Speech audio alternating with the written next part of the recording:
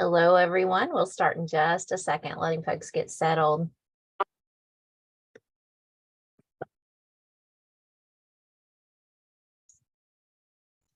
All right, I'm going to go ahead and begin. I hope you are settled in and ready for our training. Thank you so much for your patience as we allowed people to join us. Just making sure that people get the full benefit of everything that's going to be shared today. I am Tanya Richmond. I am a clinical social worker, and I'm a partner in a consulting firm called Support Development Associates, which is headquartered in Annapolis, Maryland. But I live in Greensboro, North Carolina, where the weather is kind of wacky today. We've been having rain on and off, and it has impacted my internet. So I'm hoping that everything goes well today. It looks better today. We are going to spend a few hours with one another, 3 as I recall, talking about supported decision-making, choice and control, and how that is affected through person-centered plans. So I have some tips for you about that, a few things to share. I'd also like to learn from you about your challenges with planning and helping people make decisions. I will say that despite all the wonderful tools we have at our disposal, and there are quite a lot actually for supported decision making in terms of tips, it's still very hard. It's still very hard to help people make decisions. And so we'll talk a little bit about that as well.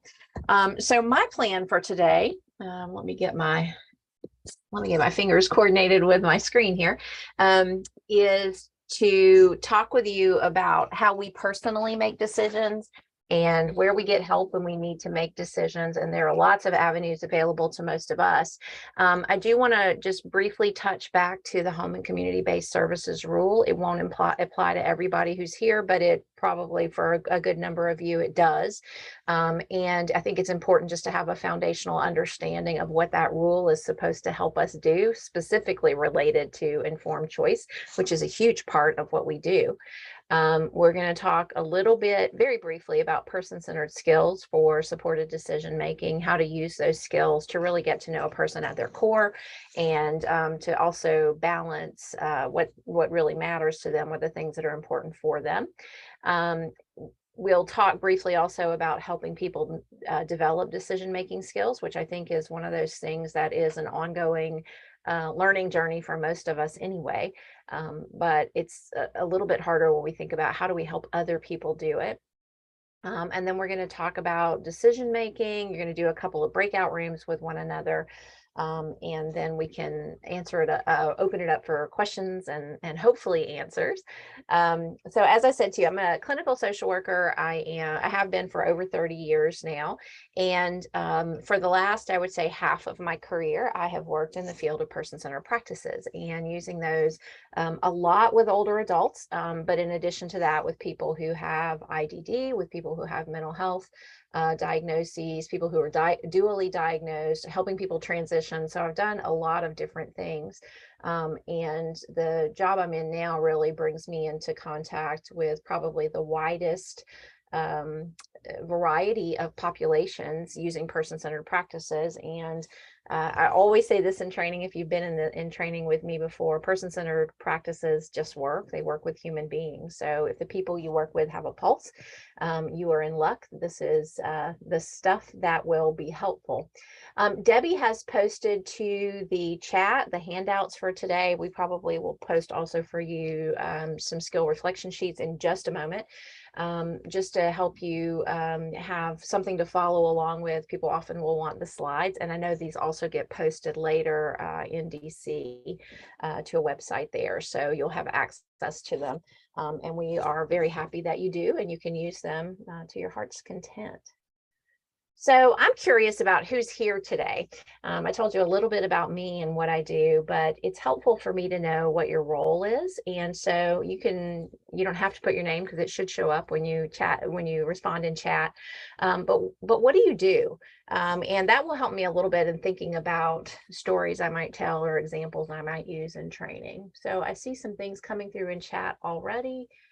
Let's take a look. So who's here today? What are the things that you do? What's your role? That might be one way to think of that. What's your role? There's a staffing coordinator here. Hi, David.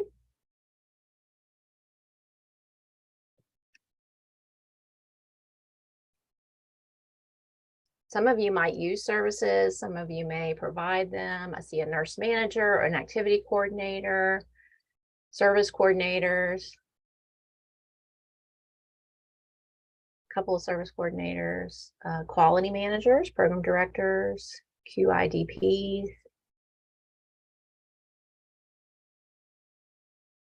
Keep those coming, if you will. I see a program director, several program directors, director of operations.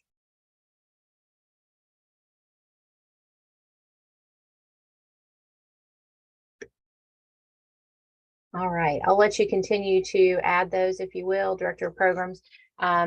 So, you know, lots of opportunity here to kind of think about using decision making and supporting people to make decisions in a variety of ways, because my guess is there are all kinds of ways that the folks who are here today actually interact with people. Some of you may only really interact more frequently with the people who you supervise or people you work with. And I think that this would apply there as well. I am going to give you a little bit of information about active listening, because I think it's one of the best things we can do when we're thinking about how do we know, how do we feel confident that the options that we are helping people explore are ones that are actually connected to what sit on their heart. And to that end, I have a video to share with you about how we make our listening better. And I think it's something that in this field we talk a lot about. We talk about communication and how to be better at communication, but we don't get to practice it, or we don't like to get to know practically what that means. So I'm hoping that this will be helpful to you as well. Thank you so much. Please continue to use the chat. You are absolutely welcome to that. Just a few meeting agreements that I think help our time together be better. And if there's anything that you need in terms of meeting agreements that you don't see here, please don't hesitate to put those in chat. I'll do my very best to honor those today. I do really welcome your questions. I try to be as casual as possible in presenting, so you can put those questions in chat are usually a great way to do that, because it allows me to pause and I can see the chat flashing and it'll alert me that someone has a question. So please don't hesitate to ask. I know sometimes we feel reticent to turn on our microphone and speak out loud, unless you're me, who likes to speak out loud all the time. But you know, for not everybody has that same notion, and so please let us know what you need. We're here to help in that aspect. Do be present as much as possible. I think that we have entered a realm in our field, in our world, I think in this time in our history, where we are being pulled in as many directions as we can imagine, doing all kinds of things all the time. So I get that, and I welcome you to be here as unfettered as you possibly can. So if you can put away the things that might be distracting you, I'll try to make this time with you the best that it can be. But it does require cooperation for you to pay attention for instructions and conversations that you'll be having with your partner. That said, live life, and if something urgent comes up, obviously we expect you to attend to that task. Do participate, however, in the breakout rooms. They're a place for you really to connect with one another. So much of our learning and learning opportunities like this really do come from one another. They're not the stuff that I convey through content. It truly is about discussion, about practically how this works in the work that we do daily. And I will give you instructions about those breakout rooms. There are a couple of them in this session where we'll give you some time to connect with one another in small groups. To that end, please share only what you're comfortable sharing. I think often, because we're talking about our own work, there's always opportunities to do things better, and we may come with quite a load of guilt about some of the stuff that we've either experienced or the system is doing to us or whatever it is. So we want to make sure that you safeguard things that are uncomfortable for you. It's not deeply personal stuff we're going to talk about, but making decisions, you know, as I said, it's hard. That's a hard thing often to support someone through. And sometimes we don't quite know what to do. So you may feel a little overwhelmed, or you may feel that the conversation is a little sensitive. So please just take care of yourself. There are conversations, and the beauty of good conversations is that they spur. Did you register for it? I am going to, yes. So make sure your microphone is muted. I'll cover that in just a moment as well, if you will, or your microphone is silenced. Otherwise, we will hear your conversation. Um, but sometimes conversations come up because we're having good conversation and it spurs off a side conversation. So as best you can, try to stay on the topic that we are talking about today with one another. If I catch it in the main room, I'll try to remind you. And if you catch it in the breakout room, just remind one another, please, and create that environment of learning that you can share with one another. We're going to talk about the current reality of using person-centered practices and providing services really around decision making in a time of really great change in our country. We have had a lot of changes in the last few years. In particular, many of those began prior to the pandemic, but the pandemic certainly exacerbated some of the issues that we face, and those might be issues around people always bring up, we're short staffed, and it causes us to not do our work at excellence at the way we would like to. We are personally working at excellence, and we definitely want to be available and honor all the commitments we have. And the reality is we still are very short staffed, and it does cause a ripple effect into particularly things like decision making, because it does limit sometimes the number of choices that people, or the number of options people actually have. And I hope that will come out in some of your discussions as well. If you're looking for an answer to that, I don't have an answer to that, but I do think acknowledging the reality is absolutely an important part of our task today. So we'll look at some typical decision-making techniques, where we get help when we make our own decisions. And I want to give you a few ideas about how to better support people to make choices, particularly using your person-centered skills, and how to connect those options, the things that we come up with, back to what sits on the person's heart, what's important to them, so that you have more knowledge and you have more competence in supporting people to make their own informed decisions. This is another one where practicing really does help. The more we help people make decisions, the more we understand the complexity of that, and how we can be better at it ourselves. So I'm going to ask you first, how do you make decisions? And I want you to think about all the different things that you may have to make decisions about. And we make them all day, every day, but you might want to think about some of the larger decisions you've had to make, maybe recently. I recognize that there are people here today that might actually use services and supports. Most of the people who responded in the chat have a role in the system somehow. But all of us, despite who we are and what role we are in, often appreciate and need the assistance of others when we're making decisions. So if we're helping people make decisions, if that's our role, and all of us in this field, or the fields that we're all in that are connected to one another, kind of in theory, we have a professional role often in helping people make decisions. And I'd like to consider, for our purposes today, that we really think about how we can become give more assistance to people in making decisions in the way I call side-by-side decision making, meaning that we are not in the lead. We really are sitting alongside someone as they navigate the complexities of making a decision about something. And I think that's an important concept, no matter what our role, whether the decision is ours to make or we're assisting someone to make the decision for themselves. So let me ask you a couple of questions about making decisions.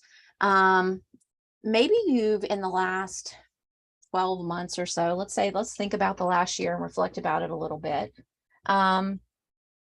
Big decisions that you've made. So maybe you had to find a new place to live and decide who you were going to live with, or maybe you bought a new home, or you started a new job, or you changed roles in the job that you're in. Many of us have bought something like a big appliance or a car or something like that. Maybe started taking a new medication. Again, safeguard any information that is private that you wouldn't want other people to know, but maybe you were trying to determine whether you'd like to take a particular course of action regarding your health. Maybe you chose a new bank. That's a pretty fraught decision. For me, I've been making decisions in the last 12 months. Completely unbeknownst to me, I've had a huge life change. My sister passed away in January of 2023. I brought her 16-year-old son to live with me, and I've been making Oh, I'm sorry. Someone else has taken over my screen sharing. I'm not sure how you did that, but I'm going to share my screen again. And Debbie, I don't know if you can disable that, please, for participants.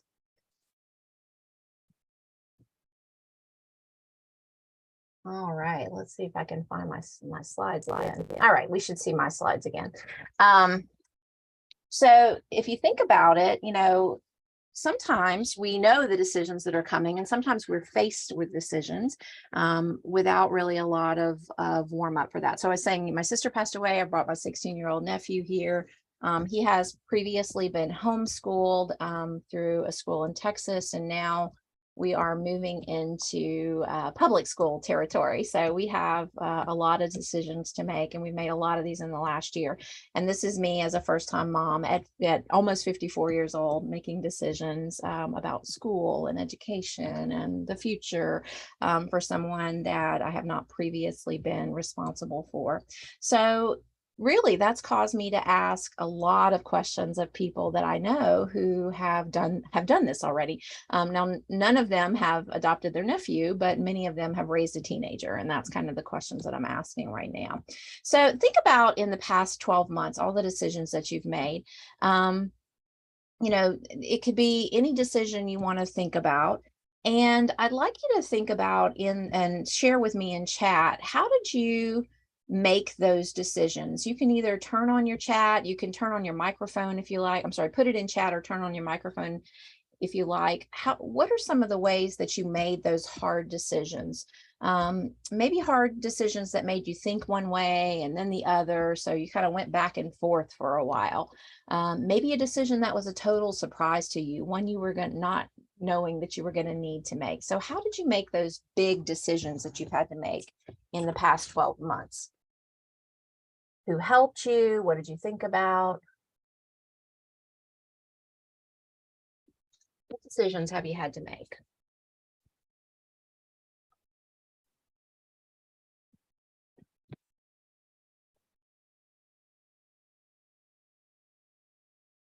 You can turn on your mic if that's faster. I know typing can take a little bit of time, or put it in chat for us.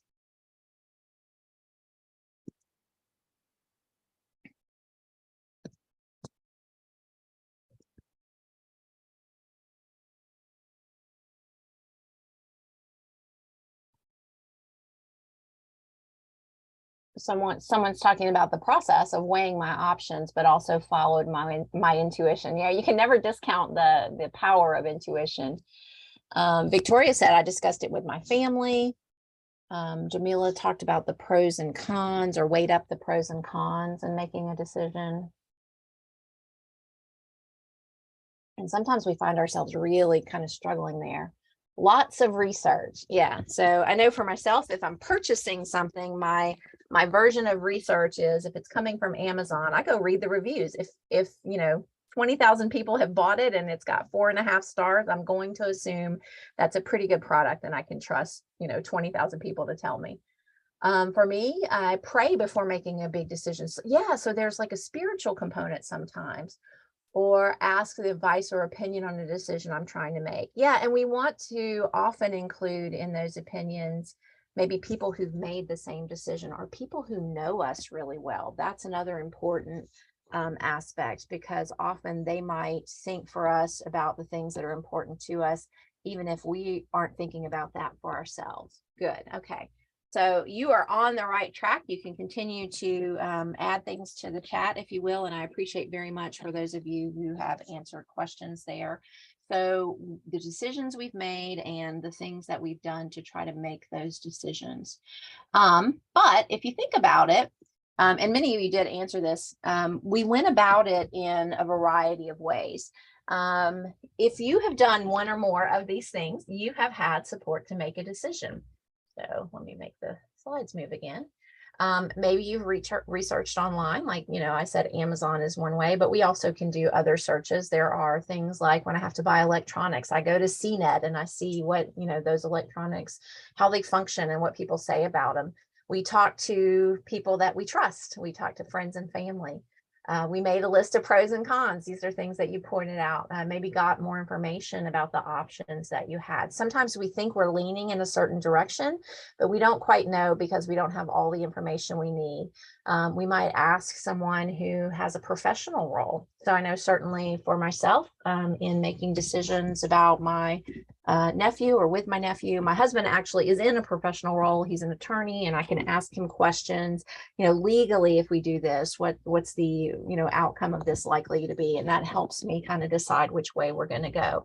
I often will talk to people who have more experience than I do. Maybe they have experience with that same decision, or maybe they've been doing something longer than I have, and I'm trying to move in that direction. So when we think about it, and what we're doing in helping people make decisions, rarely does none of us make decisions in isolation. Most of us have some kind of at least informal supports, and some of us actually have formal supports to help us make decisions. And the reason that this comes into play for us in the work that we do, particularly related to the home and community-based services rule, and whether it impacts the work you do directly. Most of you, if you're here, it does, but for some of you, you may not be in a job that has a funding stream that's connected to this, but the concepts certainly still apply. And this is why we spend so much time in our field really helping or talking about helping people make decisions. The home and community-based services final rule is from the Centers for Medicaid and Medicare Services, and it was enacted in 2014, and it put into place person-centered planning standards. And those standards are really about how people access and receive services and supports from those those services that are covered by those funding services. So they get to decide things for themselves about like who provides the service, whether they receive the service or not, where the person is going to live, who they live with, what they do with their time, what they do with their resources, many other things. So for most of you, this is pretty standard. In fact, it's pretty much been written into a lot of our plans so far. And if you were not aware where that came from, it originated really from the home and community-based services rule. And the point of this is we want people to have access to the services and supports they need to live a life in balance from their perspective between those things that are important to them and important for them, with as much to the degree that's possible for them in their unique situation. And it gives them an opportunity to have more choice and more control in the services that they receive. So rather than the system dictating what the person gets, the person has a say in that. And that's really the underlying impetus for this particular rule. I think often when we think about words like rules or regulations or federal legislation, I don't know about you all, but I know there are a bunch of you who are in a similar field to me. My first thought is never like, oh boy, the federal government put another rule in place and I can't wait to follow it. I start to really worry about like, is this about best practice and quality services, or is this about compliance? And I often have an immediate kind of pushback feeling in myself. It kind of wells up in me thinking about regulations as detracting from quality, because it focuses more on compliance. So I did not come to the field to tick boxes and fill out papers.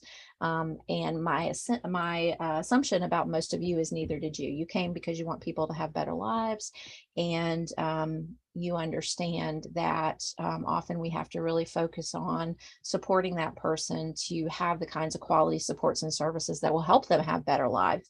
But what I will say about this particular rule, and it does say here it's the gold standard, and I really do believe that it is completely underpinned by helping people have more independence and have self-determination, and really thinking about the consumer's choice in all the things that impact them.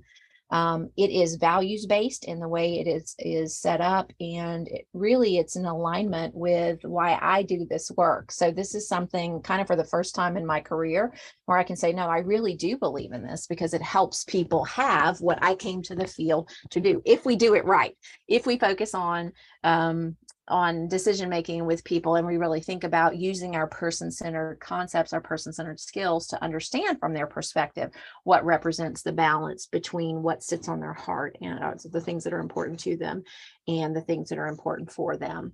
So when we use our person-centered skills, and you have seen these in every training you've been in with me or any other person-centered practitioner, and I know that you all do a lot of this in DC, so I don't want to do a deep dive into any of this, but I do want to remind you of your person-centered skills and why we use them. They help us understand, and I've said this probably 5 times already, and I hope I say it 100 more before the end of our training. They help us understand the balance in a person's life between the things that are important to them and the things that are important for them.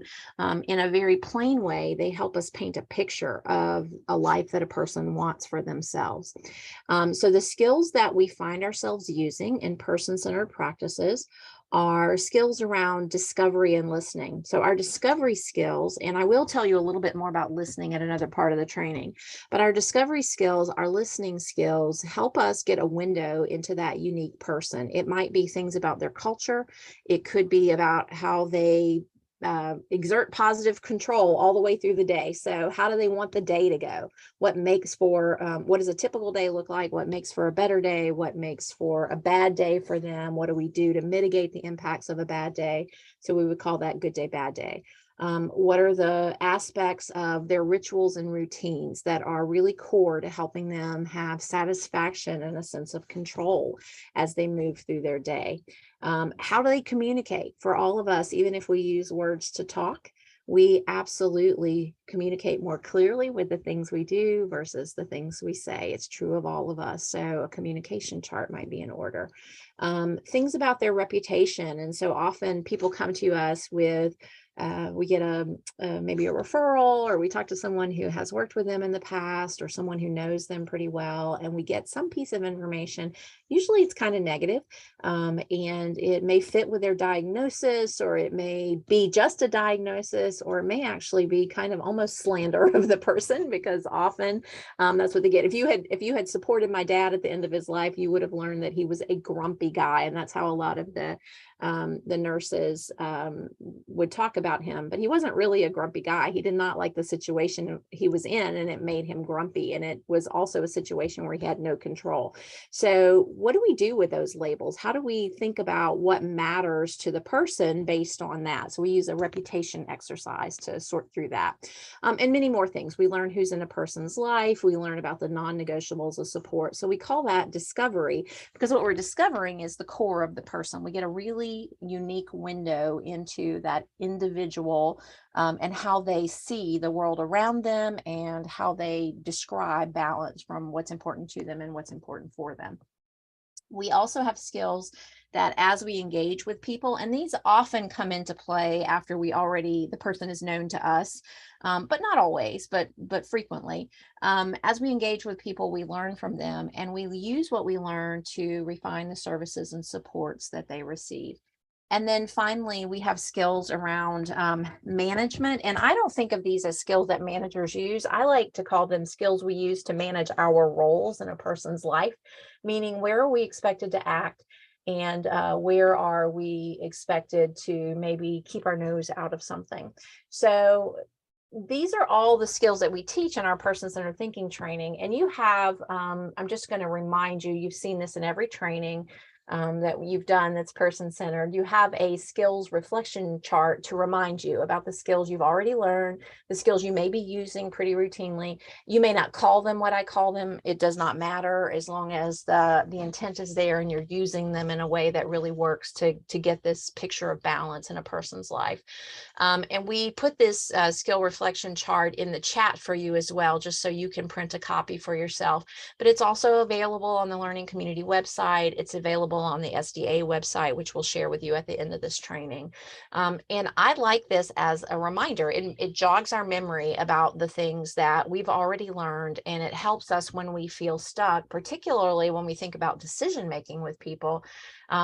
What do we need to know that we don't know to help them navigate this complex decision that they're trying to make? What is it that we could ask, or what could we try? So sometimes when I'm making decisions or helping someone to make decisions, I might like to know what they've done already regarding the particular issue. So I might do a 4+1 question with them because it helps me understand where they've already made some efforts and what they learned from trying that. It also helps me give them more options about what to do next. So if I understand what they've already tried, I'm not kind of reinventing the wheel with them. We can move forward from their experiences so far. So we just offer you this the skill reflection chart so that you can print it off. I always say to people, keep this with you where you do your work most. If you're in the field a lot, have a copy with you available, or if you're sitting in a desk somewhere, make sure that you can see this, because it absolutely will remind you when you're feeling stuck that you have these skills. You already have these skills and you've been employing them for a while. So let's start by thinking a little bit together about how we're helping people develop skills to make decisions, and how are we helping people consider the balance between what they want for themselves, the stuff that sits on their heart or their choices, and the things that are important for them. Or we can also think about that as risk. So I'm going to put you in breakout rooms, or I'll have Debbie do that in just a moment, to think about what we're doing to help people in developing skills to make decisions. When you've needed assistance making decisions in the past, has anyone done or said anything that's been particularly useful for you? Has anyone done or said anything that has not been useful for you? I certainly have had, just related back to the story I just told you about my nephew being with me now, as I've made decisions or tried to plan things for his school experience. What I'm experiencing is a big lack of information on the school website. There are also multiple websites. There's a county schools website, and there's an individual school website, and there's a Facebook page. And it seems to me that the Facebook page has the most accurate and up-to-date information, but also I'm very new to this and I don't know what I don't know. So several times I've needed to ask questions. And so I've taken to Facebook myself and asked my friends who live in the county, what do I need to know about this, or where do I find this information? And I always add, and the answer to this is not the website, because the information is not there. And invariably someone says, check the website. And I'm like, I've already checked the website. That's why I'm asking. So that has not been helpful to me. So really thinking about, when we make decisions, what do people do to support us to do that well? And what do they do that kind of hinders us? So you're going to go into a breakout room. I'm going to ask you to stay in there for 15 minutes. Debbie's going to put you into those groups here in just a moment. And I want you to discuss these couple of questions. And we'll let you know when you only have a couple of minutes left. When you come back, I'd like you to report out. So be prepared to do that. So again, it's about, what are we doing to help people make decisions? How are we helping them consider balance and risk? What's been helpful to you? What has not been helpful to you? When you come back, we'll have a discussion. So Debbie, if you will open the breakout rooms, and we will see you all back in 15 minutes. So you'll just need to click the blue button that says join, and you'll go to the breakout room. Turn on your mics when you get there so you can talk with one another. I think you're all back. Double check that your microphone is clicked to be read, and we will report out. And certainly if you're speaking, you can turn your microphone on. Just it's always helpful to remind people when they come back from the breakout rooms. I'm curious about your discussion in the breakout rooms with your colleagues. Sometimes problems result when we're helping people make a decision, when there is disagreement about the decision that the person makes.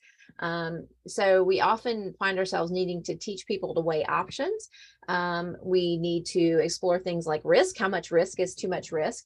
So I'd like you to share, if you will, some of the best ideas you heard for helping someone make a decision. So let's just kind of go room by room. Debbie, how many rooms did we have?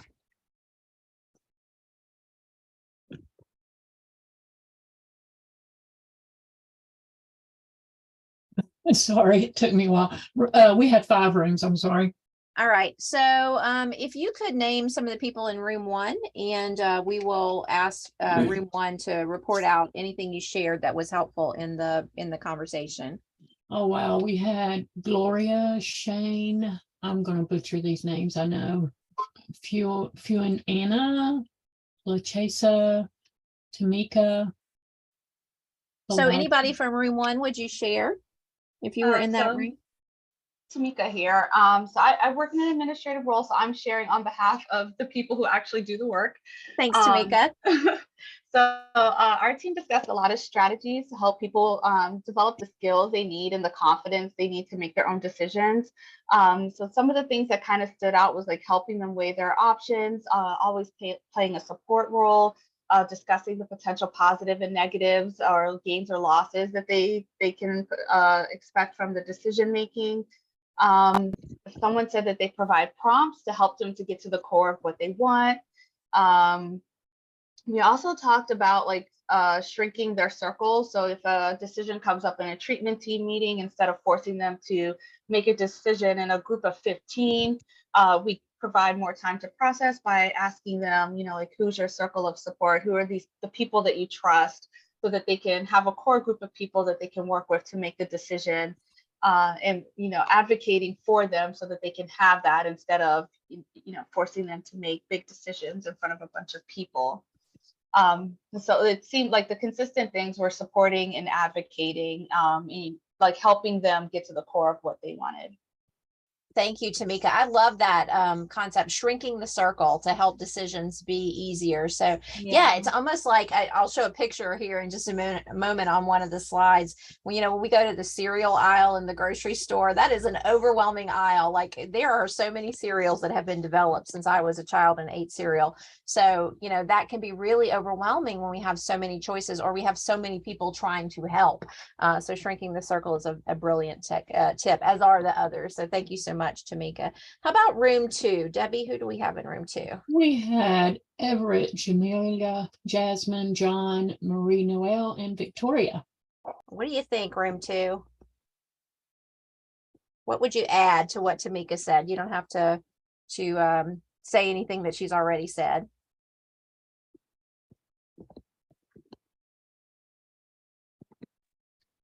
You can put that in chat if it's easier for you to type, or you can just turn on your microphone. So this is Marie. The only other thing I would add that our room discussed was using technology. So someone had a brilliant idea of something like Alexa, you know, to like as far as choice and just opinion and getting more information on what's out there. I thought that was pretty neat. That is really interesting. Yeah, I was just thinking about how would that work, but no, I can kind of see it when you said that, Marie. Thank you. How about room three? Anything you would add that has not been said already? Room three was Conrad, Marinecia, Nadia, and Rose.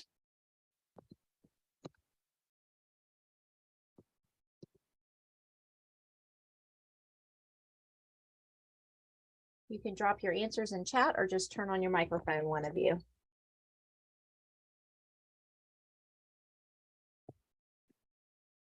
All right, so Lou says I need to step away. Okay, sorry about that. I did not mean to read that out loud. So.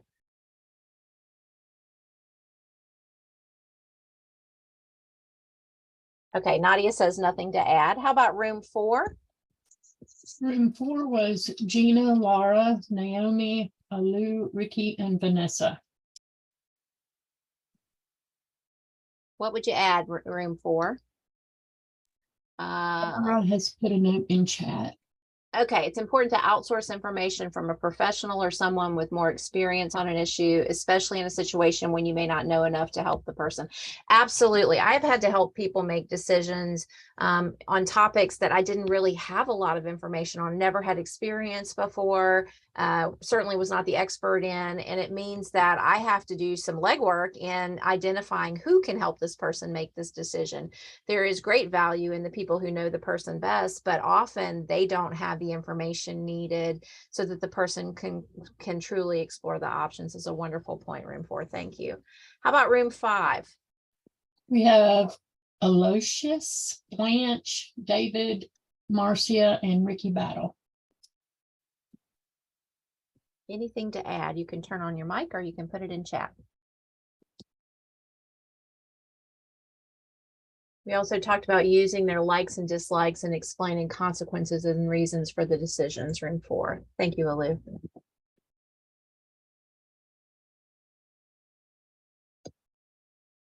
David says nothing to add.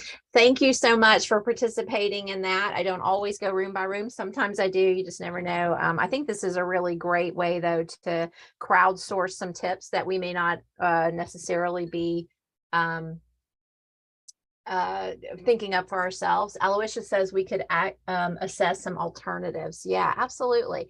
So it's not easy helping people make decisions. And I think that's why having this conversation and really thinking together can benefit us all, but it'll also benefit the people that we support if we get better at how we navigate this. Certainly, I've learned a lot in the years that I've been doing this work. And certainly my person-centered skills have helped me immensely. There are some other really good skills to develop in making decisions. And I will tell you that outside of like graduate school, outside of our schooling, we don't get to practice this a lot unless we engage with people, and we're very intentional about that. So I'm going to cover active listening with you next. I'll just have a video to share with you. It's very succinct, and I think it can say more in a very short time than I can say if I spent several slides talking to you. But I also think it's important that we have good interpersonal skills.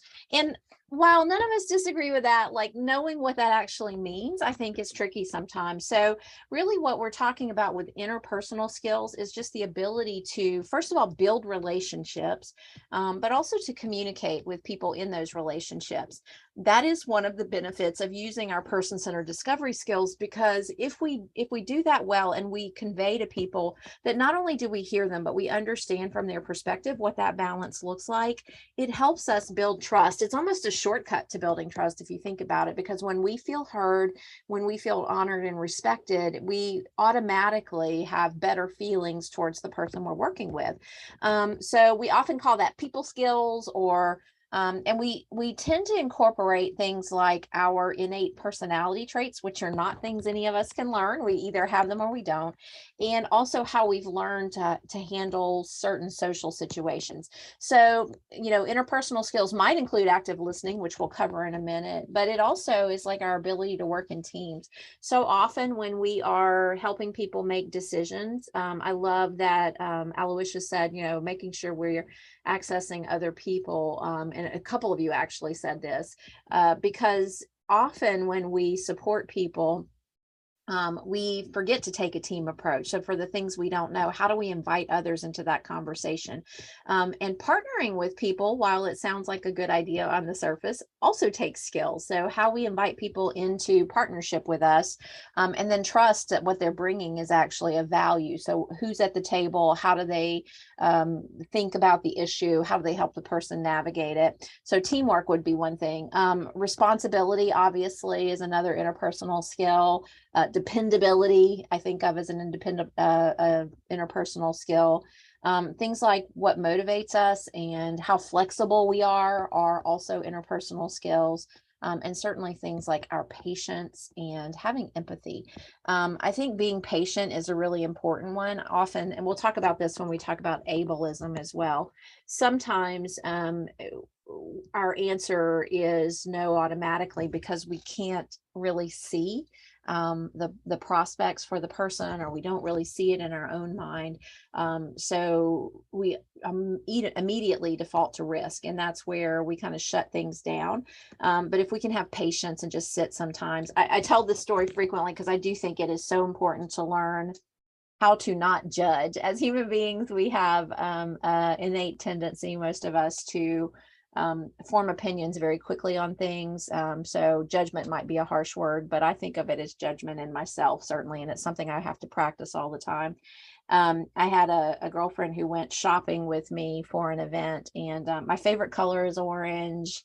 It's like bait for me. If you hold up something orange, I'm going to like it. So I had an event coming up. I wanted to wear something special to that event. And I took my girlfriend, who has a great sense of style. I'm kind of style clueless. And she held up something orange and she's like, try this on. I was like, I don't know if that's my style. Like, I know what my style is. I don't. But because she's a bully, I went and tried it on.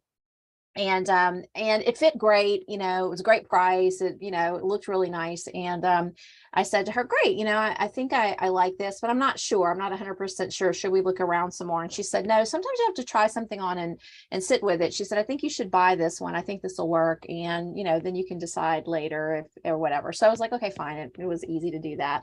I wore it to the event. People were complimenting me. I felt really good that day, because when people are telling you, you look nice, then you feel nice. And it was just a really pleasant experience. And I called my girlfriend and said, you know, I have something else coming up and I'd love for you to help me shop for that too, because what you picked out, or what you helped me pick out, was really perfect. And you nailed it. And she said, you see, judgment can wait. And I thought, it's a good lesson, not just for shopping, but definitely for life. And we often like have a gut reaction. And while we're taught to trust our gut, sometimes when we're helping people explore options around complex decisions, that's not always the best. You know, we want to take that into consideration, take your gut into consideration. And one of you even said in the chat earlier, like, intuition helps. Absolutely, it does. Our intuition should guide us, but we also have to really explore with people what are some alternatives. And that's a word that one of you used as well. So patience can be important, and really being able to suspend judgment and kind of sit with, what would this consequence be? In addition to that, collaboration. So having some collaborative skills are important. And collaboration is really just the process where we work together towards a common goal. And it often includes groups of people kind of working together. So sharing knowledge, sharing their skills, sharing their resources, because we have a shared objective. And we don't often think about how we can collaborate for decision making, because we often find ourselves in planning meetings, maybe with one other person or the person themselves, and we don't have a lot of opportunities to collaborate, but we may need to expand the circle. I love that you also pointed out we may need to shrink the circle. Sometimes collaboration is harder when we have lots and lots of opinions, and only a few of those really sit kind of close to the person's heart. And then finally, just sharing power when problem solving. And I think of this kind of boiled down when I talk about sharing power, because I know that can sound a little bit jargony, but it's really about treating people with respect and giving them a say, making sure that we are really listening to them. I think sometimes we're surprised to see share power as a core feature in decision making, but at its heart, sharing power is really it highlights the way that we influence others, the way we learn from others, the way we work with each other through our relationships. And I think relationship-based could be another way we talk about decision making, because if we care about that person, if we care about what sits at their heart, it becomes much easier for us to help them navigate problem solving or decision making. What's challenging is that how we share power constantly sometimes shifts, and it could shift depending on the person's intellectual capacity. It could shift based on the context of the decision, the amount of risk involved, all of that. And I think what's exciting about it is that sometimes we discover new things about ourselves in that process, and certainly about each other. When we share power, we can learn from each other. And I think it makes our decision making sharper and sharper because we're practicing that. So the first thing on this list was using active listening. And as I said, I have a little video for you just to give you a few tips about active listening and how to do that. I think because we're in this field and we talk about listening a lot, we assume, and hopefully it's true, that we have really good, strong listening skills, but these are just some real practical tips that are easy to employ right away. So I'll share that with you, and then we'll do a little bit more talking. All right, I want, Debbie, you'll give me a thumbs up, please, if you can hear this when I start it. Would you do that? Okay. We're going to talk about active listening skills. So let's get into the details.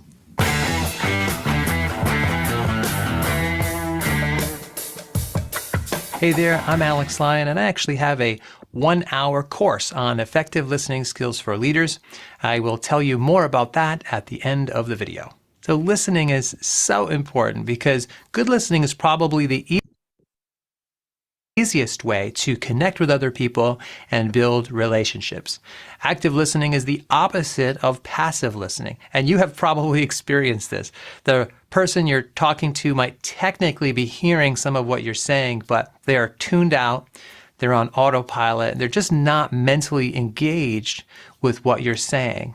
And as the speaker, this can be very dissatisfying, very discouraging when people really aren't paying attention to us. Like, why am I even talking in the first place? But active listening looks, sounds, and feels obvious. Active listening means listening completely. But before anybody does that well, there are two secrets, two prerequisites to active listening. Number one, you have to commit. You have to put aside whatever else might be distracting you and make listening a real priority. Good listening is first and foremost a choice that you make every time somebody speaks. Number two, it takes practice. Like any skill, you have to work at it. The good news is that listening is not mysterious or complicated. So let's talk about 4 qualities of active listening that you can put into practice. First, active listening involves nonverbal communication. And there are 2 sides to this. On the one hand, you're demonstrating that you're engaged in paying attention nonverbally. You put your devices completely away, you make eye contact, your body posture is open and oriented toward the other person. Now on the other side, you're also noticing the speaker's nonverbal cues. There's an expression, you listen with your eyes. And part of that means you're noticing what's happening with the person visually on their mood or their emotion that they're showing. Do they look nervous, frustrated, annoyed? You can pick up on that by actively observing their nonverbal communication. Second, active listening involves verbal communication. Again, there are 2 sides to this. The most obvious part is asking good questions. Probably the most common pattern that good listeners demonstrate is that they ask a good question and then they let the speaker fully answer it. Like a good mental health therapist will ask thoughtful questions and then stop talking for a while and let the client speak. Honestly, what we're paying for in many cases is just somebody to listen carefully to us. So a good question is a huge part of the listening pie. And the other part of verbal communication is those small utterances that show the other person that we're following them, like, I hear you, yeah, that makes sense. Sometimes it's not even full words. It might just be, oh. Those little utterances keep us engaged and show the other person that we're following. Third, active listening involves responding to what somebody just said. So the pattern goes like this. You ask a question, they respond for however long that takes, and at the end of that talking term, you give an informed response to them. So let's say you just ask a person what they've been up to lately. That's your question. And in their talking turn, they tell you that they have been doing diving lately. So you actively listen for a while they're talking. And at the end of their talking turn, it's your turn again. And this is where you show that you were actively following along and were interested in what they were saying. And you can do this by reflecting back what you just heard. You might say something like, wow, that sounds like an exciting sport. That's really cool that you're doing that. Or you could ask another follow-up question. I had no idea that you were into diving. How did you first get into that?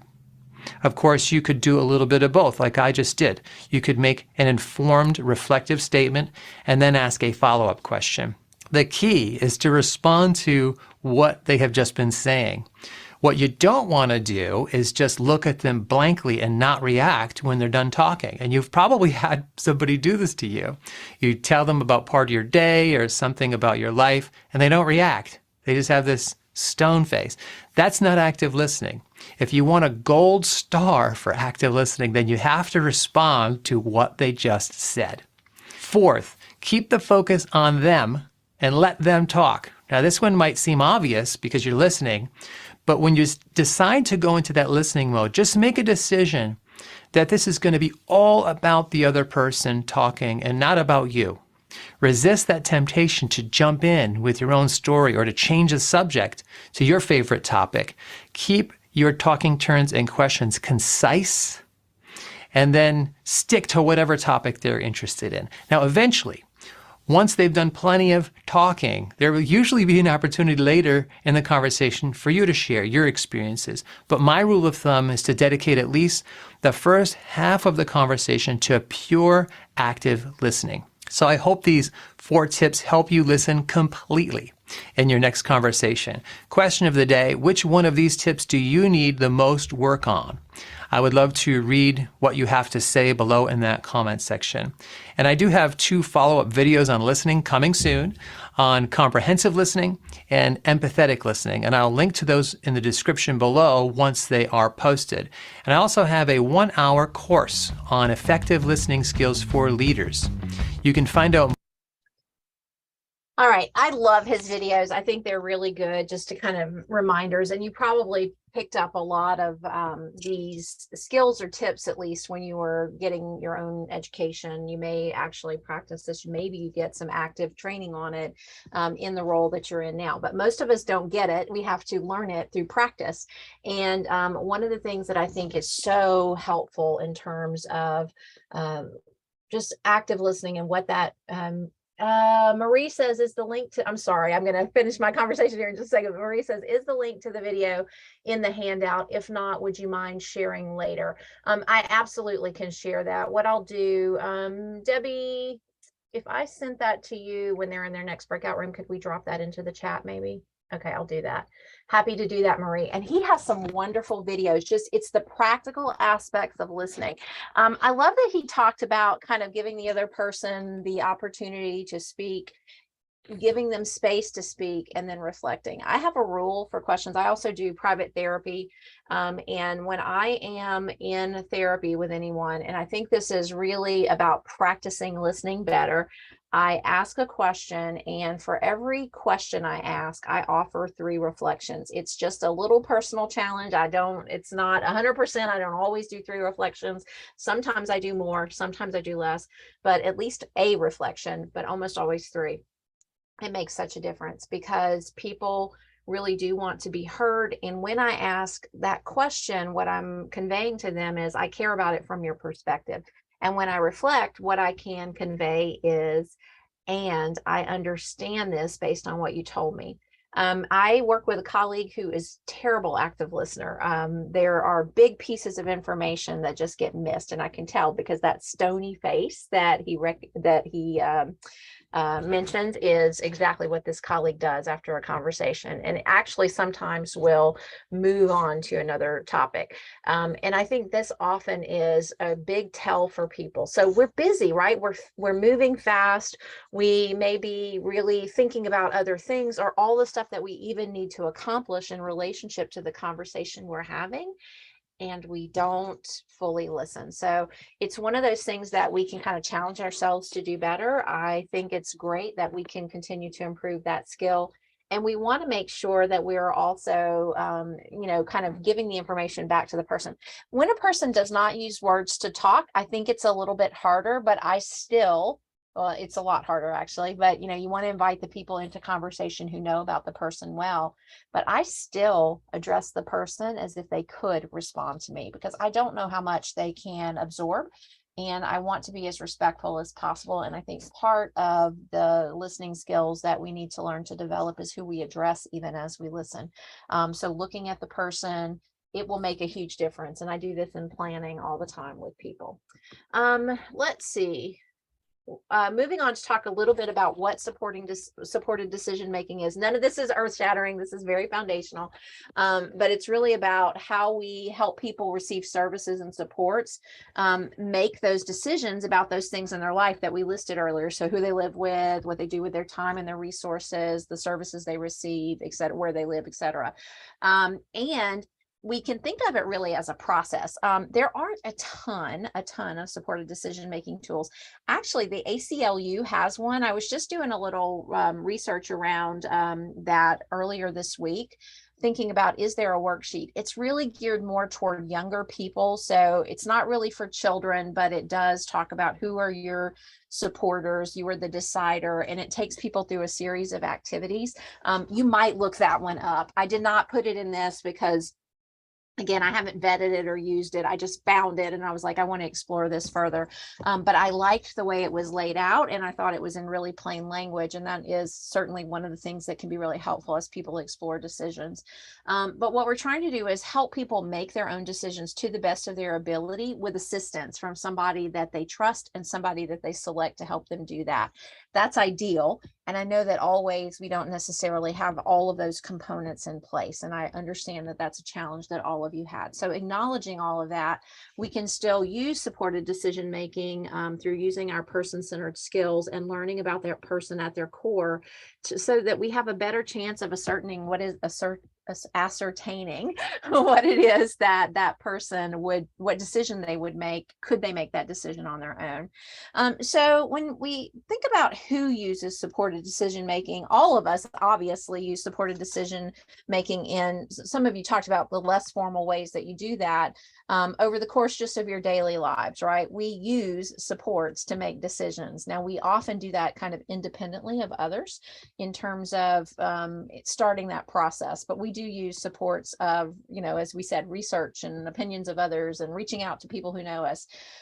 So supported decision making, you can think of that as a natural kind of community-based way to aid people in determining the trajectory of their own lives. And it may be used for all of us who do this work, who support others to make decisions kind of on a case-by-case basis. And it can be advantageous for people who have intellectual disabilities, people who have mental health diagnoses, particularly if they, in kind of prior to them being in crisis, but often it doesn't kick in until they are in crisis. Sometimes people who are elderly may need additional help in making decisions. Really, all people can use this. But it's also good for any person whose family may be deciding for them or considering for them guardianship or other more restrictive alternatives to decision making. So it's an excellent practice to begin with young children, and particularly if they have disabilities, to help them adjust to making their own decisions so that by the time they are adults, they have this process down pat. And can make the majority of their own decisions with supports that they need. So we don't want it to be mysterious in any way. It doesn't necessarily have to be very onerous, but we definitely need to take into consideration the complexity of even simple decisions sometimes for folks if they have impairments in their decision-making ability. I think that some of the things that I would offer to you, these are probably things you've tried, but definitely just want to make sure I say that things like plain language information can be really helpful. And that is what I liked about the ACLU guide I saw. And you can just type in ACLU decision making and it should come right up. But what I mean by that is that plain language is when the information provided is in really simple words and there isn't a lot to describe for the person. Sometimes pictures are helpful. And I've worked with a number of people, even older adults really respond well to this, but information in pictures or explained, sometimes like an infographic if it's possible, but that means getting information in pictures or by someone talking to you might be one way to sort of talk through what this looks like. Often we find ourselves researching, that's a natural as well, but it helps people know what choices they have. We might do things like give people visits or trials. So how do I know if I want to be in a certain location if I've never been there before or I haven't known anybody who's been there? So even just exploring a little bit with the person, you know, by going there might help. I actually was working with an agency very recently about, this was helping some people who were going to be in theater. And truly was about going to the theater itself and like experiencing the location. Some of them were using adaptive equipment and it was like, can we manage all the places here in the theater that we will be on that day? So they went like a week ahead and just kind of practiced that so the theater could make adjustments and they could make adjustments as well. And it was about deciding whether or not they would be in a community play, which I thought was brilliant because it was really helping people determine whether they could navigate that in such a way that would help them be included in something in their community. Yvette says in our chat, a supportive decision making should not only focus on verbal language or talking supports, we need to tap into other modality. Yes. yeah, visual aids, of course, and touch, tactile feelings, touching, manipulation. Absolutely. So all the things we can bring to that experience, Yvette. Thank you for sharing that. Absolutely. We want to do that. So maybe trying out some of those choices so that people can see how they feel about them. Often just having someone come to support you as you think through decisions. So if it's at a meeting or an appointment, having someone who cares about you there with you may be helpful. Talking to experts who know about the choice, extra time to think about it. I think you all mentioned that actually after your breakout room. Extra time is a big one. I need a lot of time anyway to make decisions. I'm a slow decision maker. I'm a slow thinker. I like a lot of time before I respond. It often gets me in trouble with people, but I like to think things through. And it really does help me to have a little bit of extra time. And it's not always the world we live in. We don't always provide that for folks. The other thing that I think good supported decision making can do, and if we're in a role to support someone, is it can help us remind people about the things they value. If we know a person well because we've done good person-centered discovery, we've maybe supported them, we like and admire them, all of those things, and we kind of have a good window into that person's interior, we can help them remember what's important to them. Because often in the moment when we're making decisions, many of those options may not in any way connect to what is important to us. And we might be in a role of helping people remember how those things affect their choice. So thinking about those trade-offs that they might be making if they make one choice or the other. We might also just help people remind them about dates or times or that sort of stuff, pros and cons, which you mentioned. And that could be making lists. It could be thinking about the good and bad parts of different choices, just as much as we can, helping the person explore as we would if we were making that decision. But it can be helpful for all people. And I think it's important to understand who can be the supporters as well. And what supportive decision making is and what it isn't. And I won't read this to you, but really it is presumptive that people have capacity, right? And this is to support people to make decisions they would make for themselves. So I like already the positive stance of, we believe that people can make decisions for themselves, but they need assistance to do that or support to do that. It also, if we're doing it well, teaches people that skill set so they have something to rely on going forward so that they can grow in their decision-making abilities and look for who can help them make decisions when that's necessary. There'll be many decisions they can make on their own. It is voluntary, and I think that's important to remember. And it really is, if we do it well, it's a practice that allows people the dignity of risk. So I'm not going to tell you my mistakes that I've made in life, but we've all made mistakes, and we've made mistakes through choices. We want to pay attention to risk, and we want to help a person navigate where risk may be possible or probable, and help them understand what those risks may be. But we also have to think about where people have the right to make decisions that may represent a risk. We're not going to be able to support all risk. That our organizations are certainly in the world to help people stay healthy and safe, but we can't bubble wrap them against every decision that might have a risk be a part of it. And I think that's often something that we find ourselves, that's where the struggle really comes in. If you'll check your microphones again, there's some sound bleeding through there. What it isn't, though, what supportive decision making is not, it's not about the person being incompetent to make decisions. It truly is focused on what people can do and where we can support them to do more of that. We aren't doing it to coerce or manipulate in any way, and it's certainly not about what we think is best for the person, nor is it a way for us to protect them from a perceived risk, even if they don't wish to be protected from it. We want to make sure that we are exploring risk with them in the same way that we explore risk with ourselves. You know, I think about next week I have to travel back and forth to Cary, North Carolina every day. And I used to do that every day for my career. I used to go to Chapel Hill. So I live in Greensboro. It takes about an hour to get there. And the major artery between here and there is called I-40. And if you've not been there, I think it pretty much leads straight to hell. It's just absolutely a crazy road. And the traffic is fast, it's thick, and it is absolutely not a fun experience every morning. And I have to do that all week next week. And I was like, oh, should I stay the night there? You know, because I'm kind of dreading already going back and forth. I've driven everywhere. I've driven in Los Angeles on the freeway. I've driven in New York. I've driven everywhere. And this to me is particularly challenging. And it's like a risk that I'm going to take so that I can be home in the evenings.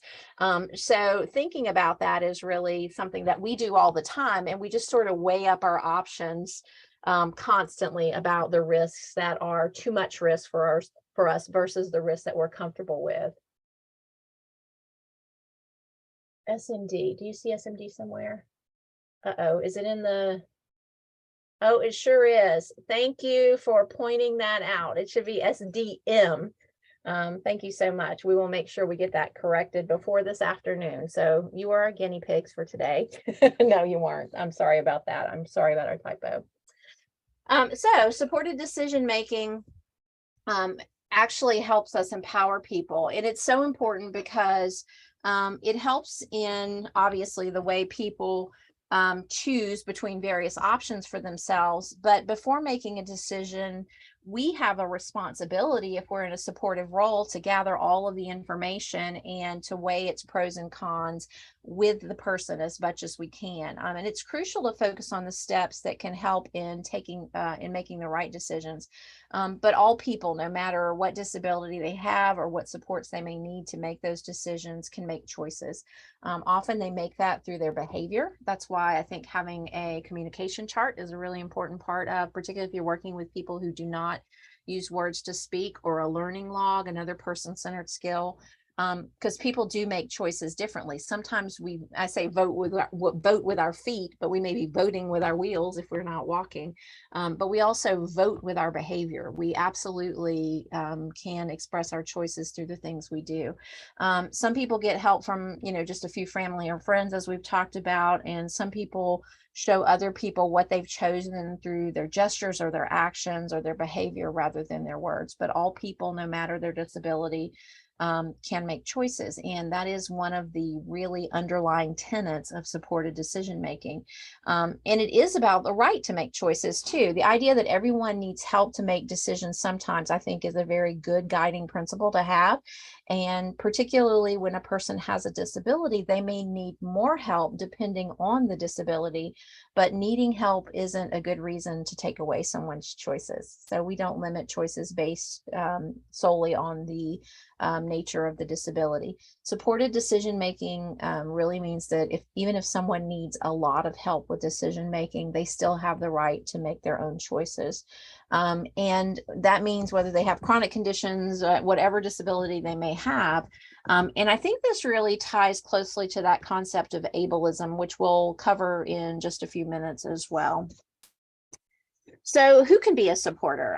It probably does not surprise you in the least. What matters most is that the supporter is chosen by the person. And I think that's not always true for people who use supports and services. They don't always actively choose someone.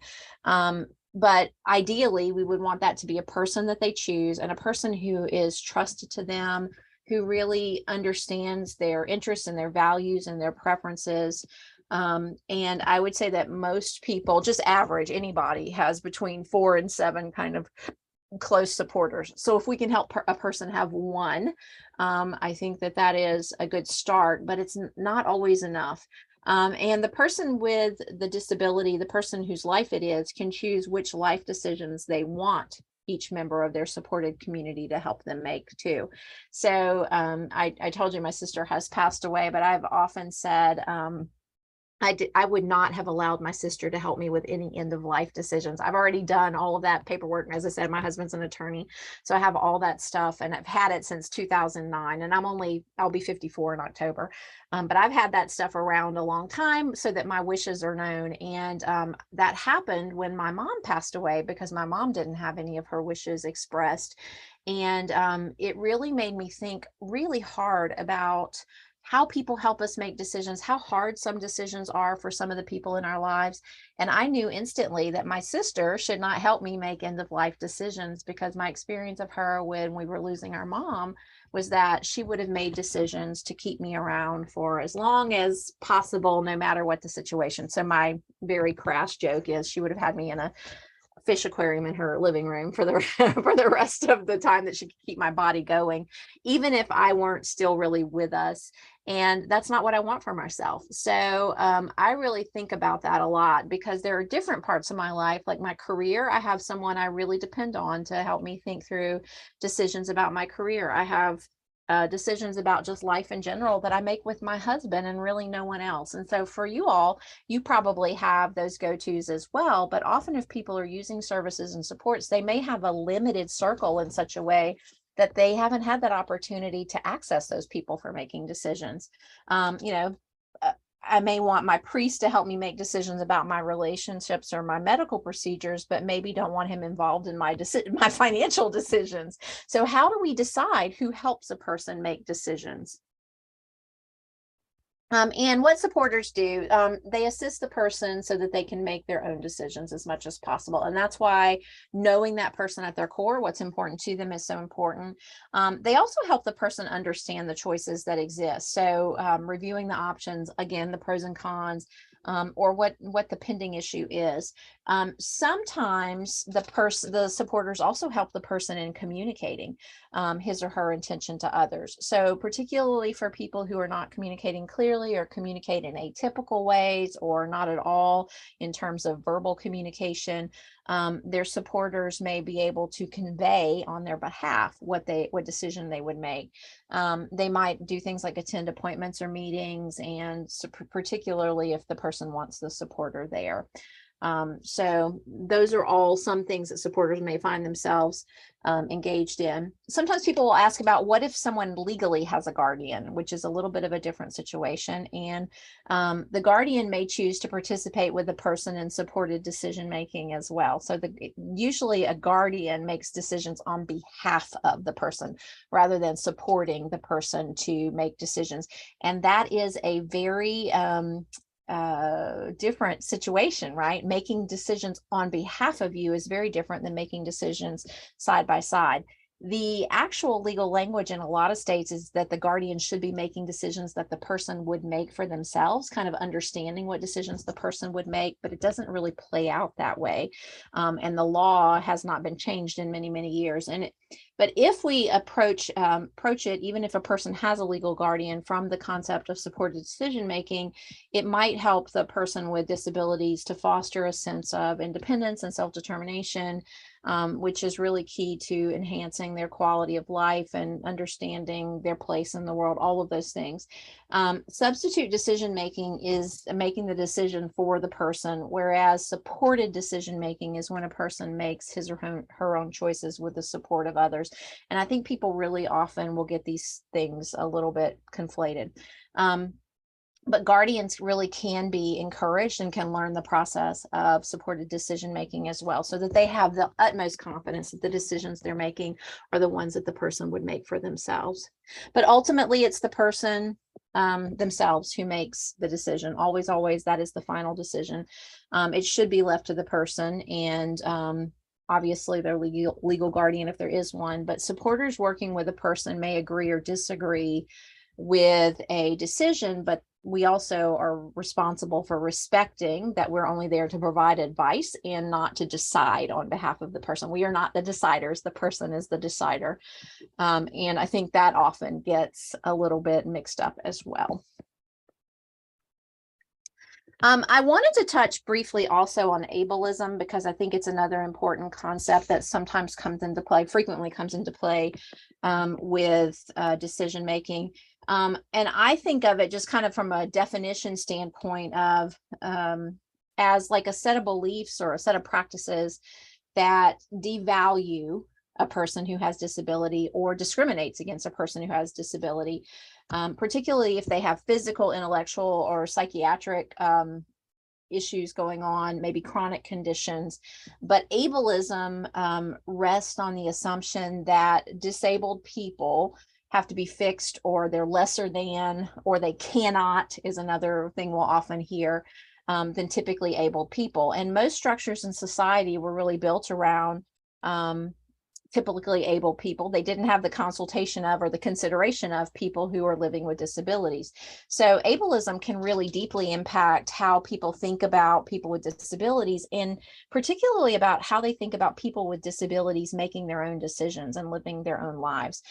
Things like relationships and finances and what they do for, social outlets, and all of that can be impacted by ableism. So it's present in everyday life. I think it is all around us. I see it in commercials on television. I see it kind of everywhere in our daily practices. And it might be things that are as simple as that we haven't thought about around accessibility issues, lack of wheelchair ramps, maybe transportation issues, ignorance in how to interact with people who are disabled, derogatory language, a lack of understanding of different types of disabilities, or treating people with disabilities kind of at its worst as if they're inferior or abnormal. So really, the other part of that we often, and this is another type of I would say ableism, is often we would treat people with disabilities as if their daily experience is somehow inspirational. That's another thing that comes up. Like you get up every day and you inspire others through the challenges that you face all day long. Now, actually, I was doing an interview. This is coming up next week for me. I was telling you about the institute I'm doing in North Carolina. I was actually interviewing someone who had a traumatic brain injury at a young age, and she's a scientist, and she said, all I want to do in my life is inspire others. In that case, using the word inspirational fit, because it was something that she really wanted to do for herself, and she has made remarkable progress, even though she lives with significant daily challenges as a result of her traumatic brain injury. But she probably will never work as a scientist again, but she will work as an advocate, I'm certain of it, for people who have traumatic brain injuries and, experience life through that lens. And she said, what I really want is to be inspirational. In that case, I changed my rule about that and said, okay, it is inspirational to see all that you've done, but often that's almost meant as a demeaning thing. I don't think people mean it that way, but it comes off that way. But if you consider how the choice of words that we even make, and this is something that I work with a lot in my own practice and definitely in my person-centered practices, there are all kinds of words we use that may injure people as well in the decision-making process. And we might uphold things that stigmatize people, like, this person maybe doesn't make good decisions. Or we might associate negative connotations to disability, especially intellectual disabilities. So when we use mental health diagnoses, even that happens. So ADHD or OCD, or we use words like crazy or all kinds of stuff that we don't typically use in our daily language, but they do have an impact when people are making decisions. So we use those adjectives to describe a person's personality or actions, and it can really perpetuate negative portrayals, and it can cause others to think that this person can't make decisions. So we want to make sure that we're expanding our vocabulary to really point out and to address the fact that some words have been used to marginalize people with disabilities. A lot of words have been, and we can make some impact in decision making simply through how we describe things, describe situations, describe the people themselves. I'll move on, and I don't want to say a ton about that because I think this is stuff that ableism is probably something you've thought a lot about, particularly in the role that you're in. But I often find, even with older adults who have lived in the community and made their own decisions their entire life, something happens, they land in a situation where they need some additional support in making decisions, and all of a sudden they are deemed kind of incapable of making any decisions about their life. And this is a person who's lived 80 years making decisions for themselves, but they've now had something happen that makes others say, I don't think they should be making that decision. So people kind of swoop in and take that right from them, where there's lots of decisions they could continue to make for themselves. They may need assistance with some slice of that. And certainly in our society, we don't value older adults. I think, some cultures really revere older adults, but mostly as a society in the US, You can kind of think about it in terms of the amount of money we apply towards programs for older adults. We don't apply that much money towards them. So it tells us a lot about how we value aging in our community, and we're always fighting against it. So to get off that soapbox, but to just kind of remind you that often what makes us think a person can't make decisions might be rooted in ableism. Let's move on to talk a little bit about informed choices and choices in general.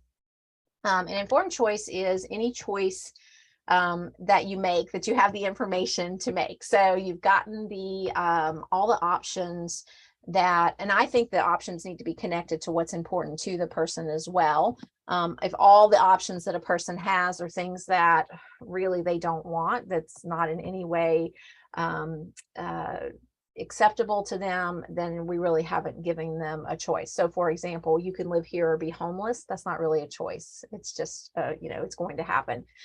So we want to make sure that we are paying attention to how people can explore the options available to them and analyze what may happen if they choose any one of those avenues of response to whatever it is they're dealing with. So for everything that they choose, it's going to have trade-offs, and we want to make sure that we're talking that through or helping them understand. I say talking, but to the points that were made about other ways, obviously pictures, whatever we can do to help people understand. So we want to make sure that we're generating as many of those options as we can.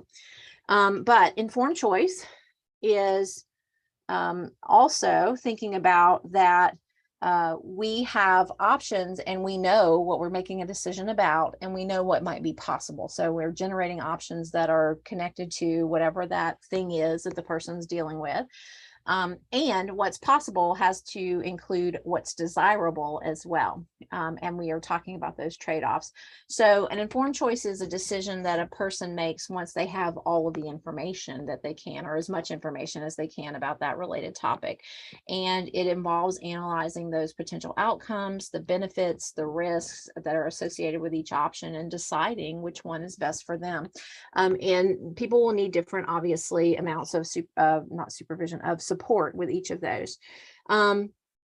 So when we think about that, whoops, sorry, animated slides are my kryptonite. I always mess up on these.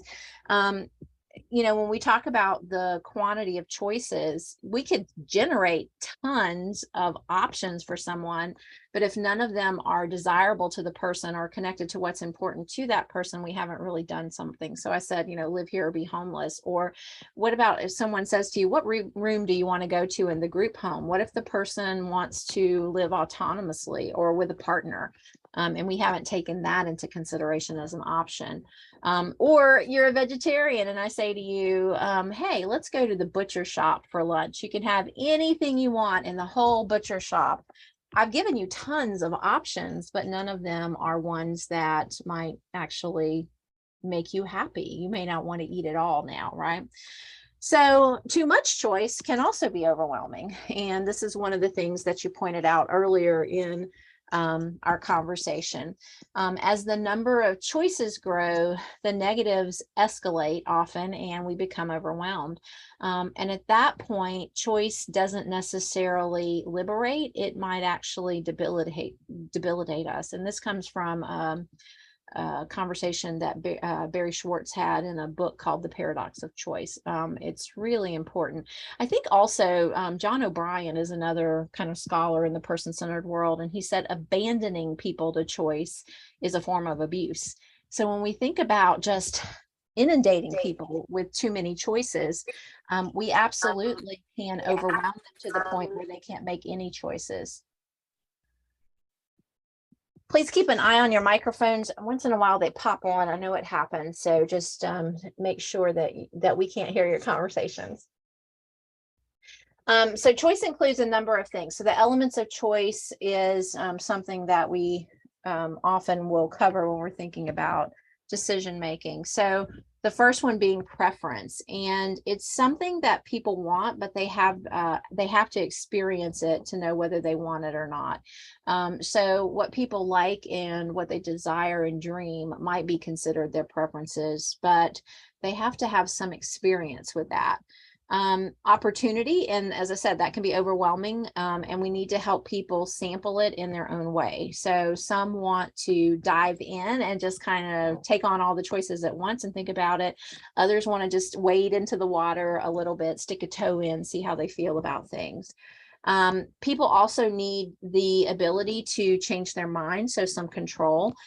Control gives us a balance in our lives. And how do we define it? To have the things that we want and have less of the things that we don't want. And that is one of the beautiful things about using our person-centered skills, is it can help us understand that balance.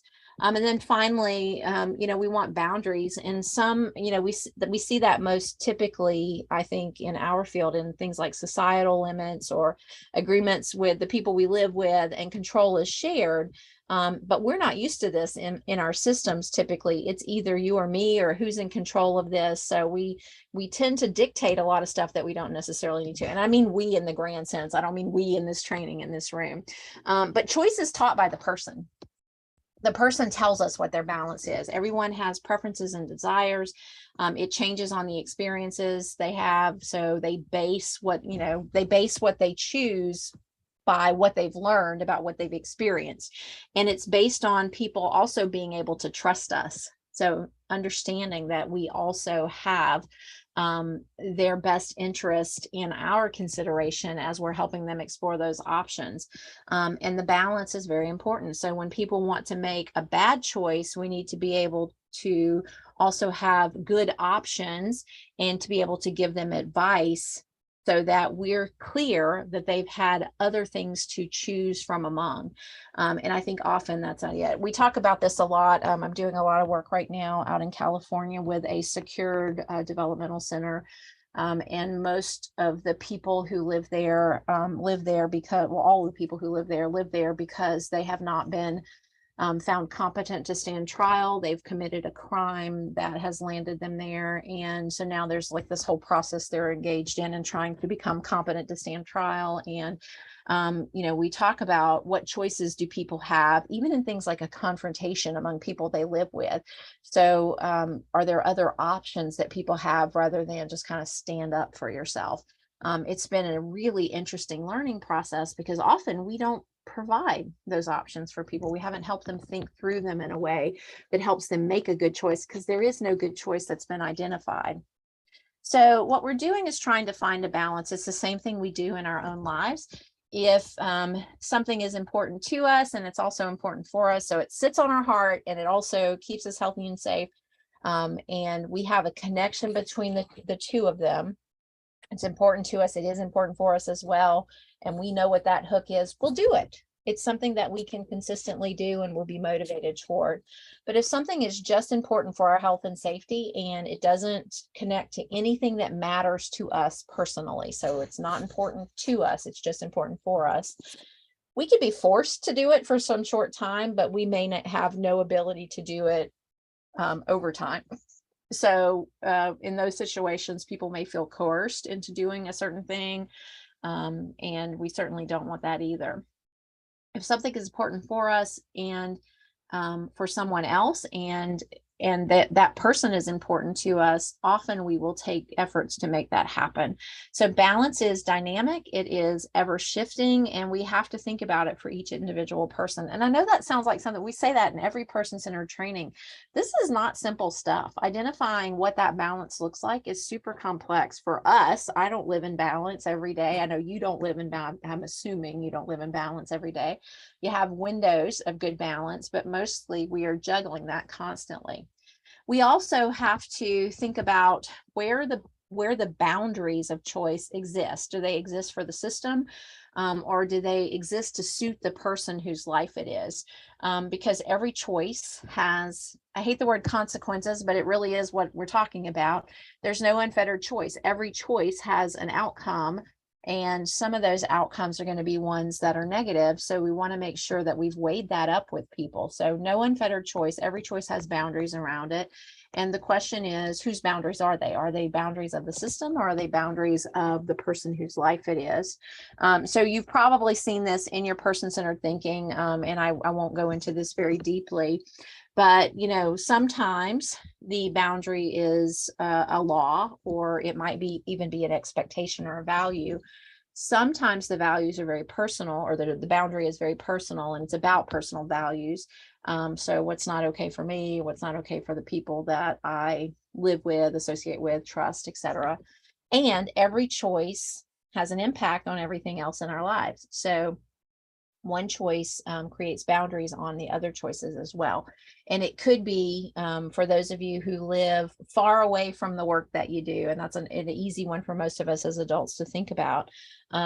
You'd make those choices based on the fact that you like the neighborhood you live in, you could afford the neighborhood you live in, you have family in the neighborhood you live in.